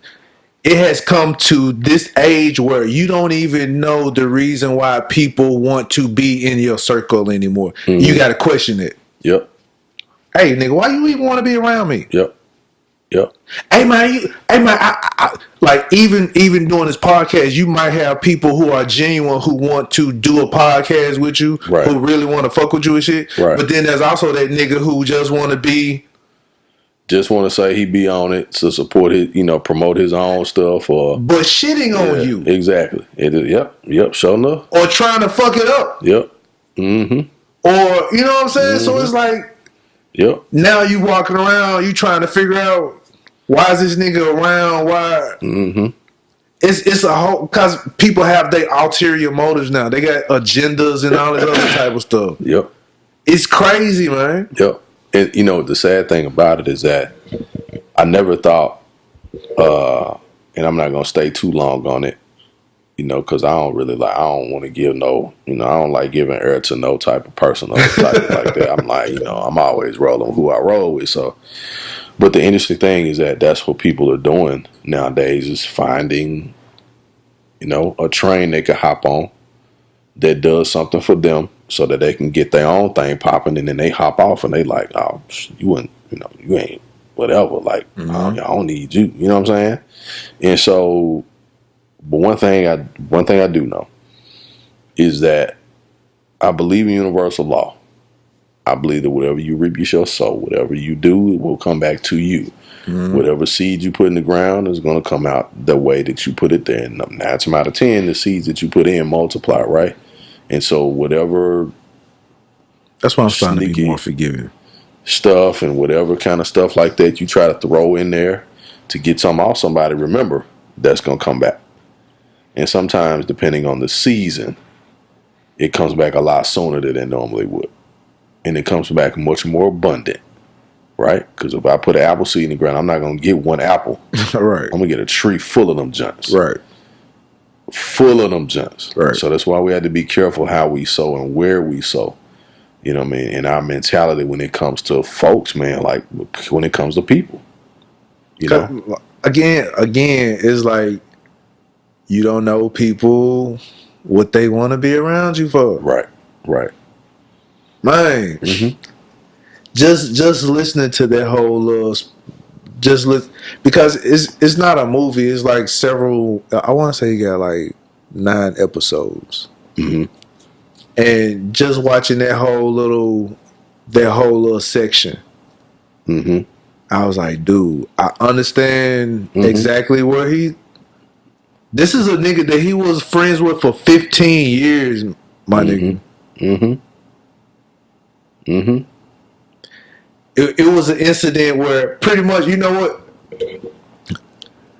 All the signs was telling him not to go out. Cause listening to all his friends was like, all of his friends was like, nah, I ain't gonna be able to make it. When all of your friends are, when most of your ride or die friends like, nah, man, I ain't gonna be able to go. That's already let you know what? Maybe I should go and stay in the house. Yeah. He said all of his friends was like, you know what? Now it's spare the moment. I'm good. I'm gonna have to stay at the house. Right. All of his friends said, no, he still went out. Yep. And then he went out with this other nigga. Yep. Who saw opportunity. I was like, dude, that's so fucked up, man. Yep. That saw opportunity. And decided he gonna break his phone out or whatever. And but at the same time, he had 5 other signs that said stay at home. He had to learn the hard way. But He had to learn the hard way, man. Yeah, man. 2019, 2020 year of revelation. Eye-opening stuff, man. That's crazy, man. Yeah. Yeah, man. But it's true. Yeah. And that's the thing, it's true. It's happening. I'm seeing it. That's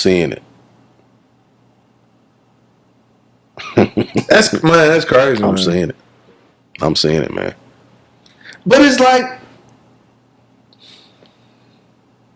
especially if you a nigga who already putting your people on and shit, or trying to put your people on, right, or they already looking out for you, right. But it's like, you know what? Nah, this nigga ain't fast tracking me fast enough. Let me get this bread, right? Hey, it's an interesting conundrum. Which leads me to a question.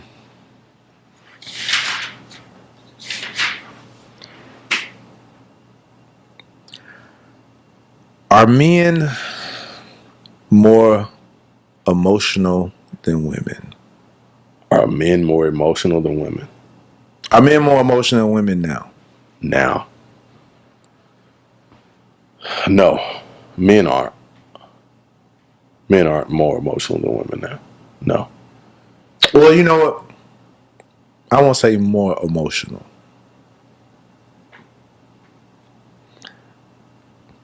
Emotions are very prevalent. I know where you're going. I know what you're getting at. I say those individuals, those males, I don't consider them as being real men. The ones that are always tied up in their emotions all the time about everything, I don't consider them to be men. What do you consider? That's actually childlike behavior. So a lot of times we make the comparison and we say dudes bitch out, right? Man, your bitch. No, it's actually immaturity. That's actually childlike behavior. You know what I'm saying? Okay. That's actually the behavior of a child. Just think about it. Is it because he hasn't learned to deal with the emotion? Is that what you're referring to? 9 times out of 10. 9 times out of 10, I think. And that's just taking a shot in the dark, but I think that could be possible. But these grown fucking dudes, though. Yeah, I know. I get you. 43, 44, 45 years old, still don't understand the concept of keeping their mouth shut. Still don't understand the concept of taking care of a house. Still don't understand the concept of brotherhood. Still don't understand the concept of family. Still don't understand the concept of business. Still don't understand the concept of keeping their mouth shut. You said that twice. I said it twice.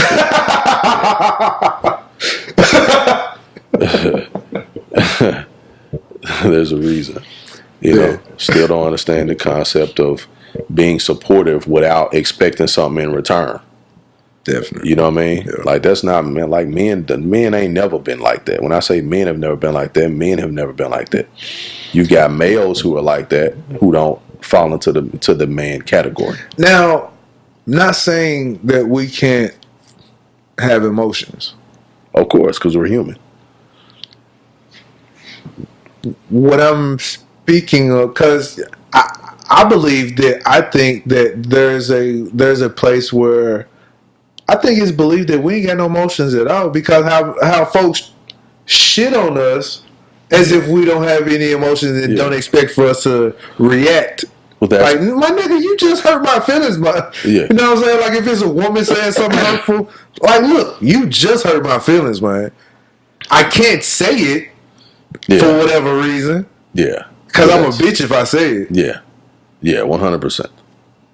But at the end of the day, if I'm reacting any kind of way, why are you acting like that? Oh, nigga, you just hurt my feelings, man. Yeah. Yeah. As if we don't have any. But I think it's what I'm speaking of is the overly emotional. Oh yeah. Well, I'm gonna tell you something. A lot of that stems from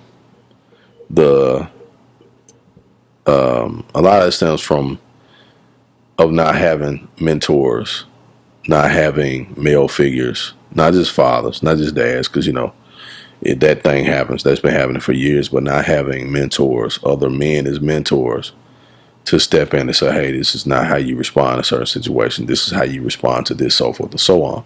Right? And also being at home with moms who don't hold them accountable. You know what I mean? You can have a son and you can love him to death, but you can't raise a man because you're not a man. Who embraces their emotional side. Exactly. Only men raise men. You feel what I'm saying? Only women raise daughters. But I can't. Okay, so do you agree with that? The whole toughen up, be a man thing. You agree with that part? Then I do to a degree. Sometimes you have to just bite the bullet and toughen up and say, hey, let me go and handle this business. You know what I'm saying? I can't sit here and cry about it. I can't sit here and complain. I can't sit here and whine. I can't sit here and talk about it. I got to get something done. Okay. You know what I mean? That's not just shutting up being a man. That's shutting up being mature. I'm a mature human that happens to be a man. Like, I'm a man. I'm glad I'm what I am, but I'm a human being that happens to be a man. You know what I'm saying? And so there are things that go along with being a man that you should exhibit, right? And this ain't got nothing to do with society and all that other kind of stuff. It's just it is what it is. Mm-hmm. Like, there's some stuff with being a man that should always go along with it. You know what I'm saying? And vice versa, So, I think people use a lot of stuff now as cop-outs to just be irresponsible and all over the place. You know what I mean? Another thing that I think is important, I think the therapy thing is important. I think, groups communication is important, but I also think, I think that a lot of people are hollering therapy, they full of shit. I think they saying that just to keep people off of them when they know they really are full of shit. You know what I'm saying? I mean, I do recommend, as a culture, therapy is frowned upon. Oh yeah.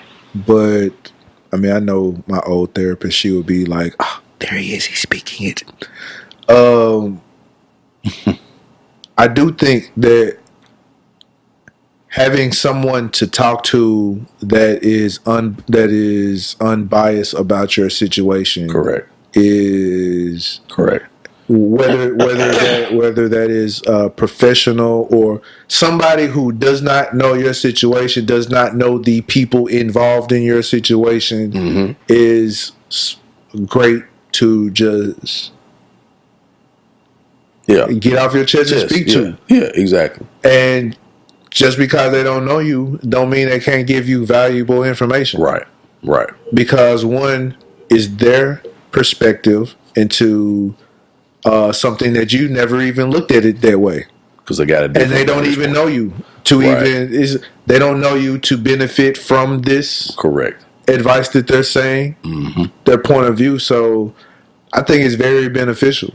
And a lot of times it's usually just like therapy is just letting you vent that shit out. Yeah, just letting you get They ain't even really gotta say shit. They just be like, mm-hmm, and continue. Yeah. Yep. Okay. And then what? And henceforth, I was gonna whoop somebody. And another thing. So it's like, in addition to. once they say it in a very calm voice and just let you vent all of it out, or if you gotta cry, whatever. Right. It's like, man, I feel so much better, man. You hold so much stuff in, man.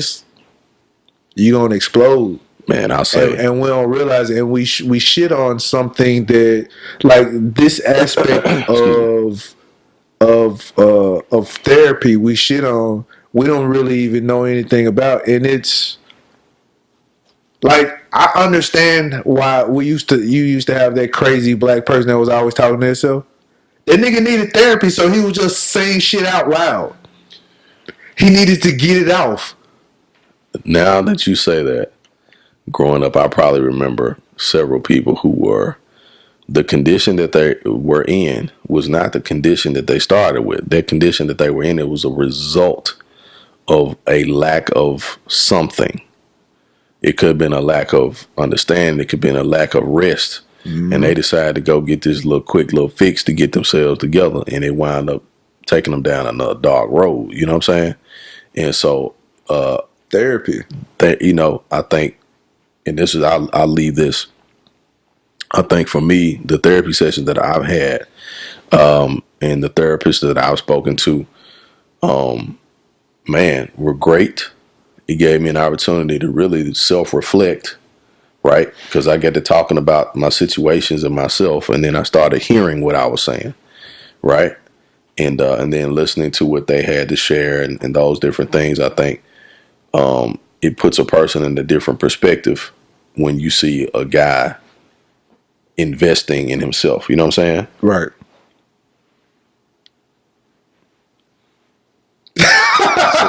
It was this dead ass silence.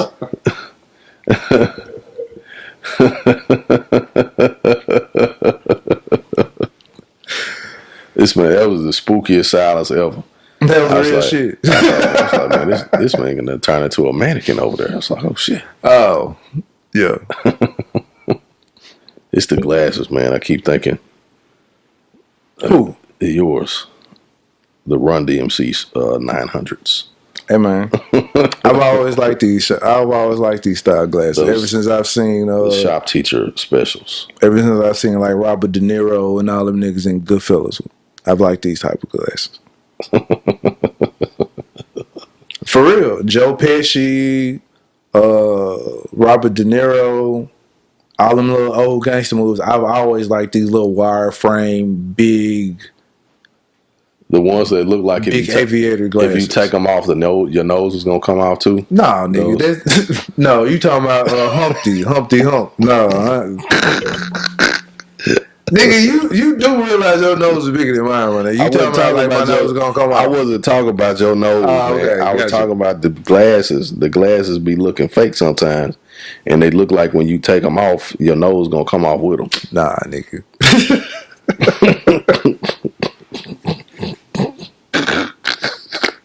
But yeah, I love these glasses. I finally found a place where I can get my actual prescription in the Johnson instead of just these just being shades. So these actual prescription glasses. What is the prescription? Blind as bat. Shit, dead ass. You put these on your face, you're gonna be look like. Am I looking through a Coke bottle? Jesus, Jason. I can see Marty McFly through these joints. Oh my god, man! This dude is acting a complete fool. For real, Marty McFly. Back to the Future, nigga. I'm more of a Biff Tannen guy myself. He happened to become president, didn't he? Trump is Biff Tannen in real life. Actually, you know what? It's Biff Tannen, man. In Back to the Future, that nigga was president. Was he? In the movie Back to the Future, Trump was president. Man. Was he? Wait a minute. He had just won the presidency. He just won the presidency. I gotta see if they said 2020 on that joint too. Oh my god. But yeah, he had just won the presidency. I want to say it was like year 2020 or 2024 or some shit. Oh man. Oh, that's crazy as hell. Yeah. Oh boy. All right, we we finna gonna wrap this joint up. Hey, so I meant to text you. Well, you know I ain't gonna say it on her. I don't want nobody stealing my idea. We'll talk about the junk. We'll just talk about the junk when I close. But yeah, gonna go ahead and wrap this junk up. Sam over here got the sleepy face going on. It's past my nigga bedtime. You know how old niggas be. Yeah, you know how old niggas be.